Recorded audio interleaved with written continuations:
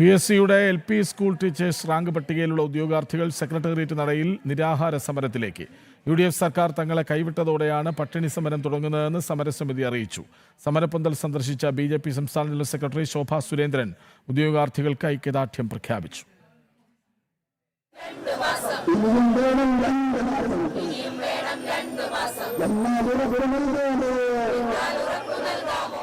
LPST rank holders secretariat പടിക്കൽ നടത്തുന്ന സമരം 25 ദിവസം പിന്നിട്ടിരിക്കുകയാണ്.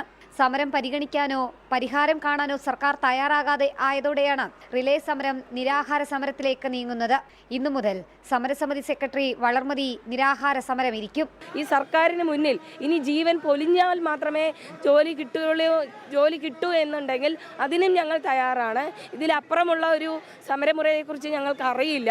ഗാന്ധി സ്വീകരിച്ച ഈ നിരാഹാര സത്യാഗ്രഹവുമായിട്ട് ഞങ്ങൾ മുന്നോട്ട് പോകാനാണ് തീരുമാനിക്കുന്നത്. അതേസമയം PSC ഉദ്യോഗാർത്ഥികൾക്ക് ഐക്യദാർഢ്യം പ്രഖ്യാപിച്ച് BJP സംസ്ഥാന ജനറൽ സെക്രട്ടറി ശോഭാ സുരേന്ദ്രൻ സമരപ്പന്തലിൽ എത്തി.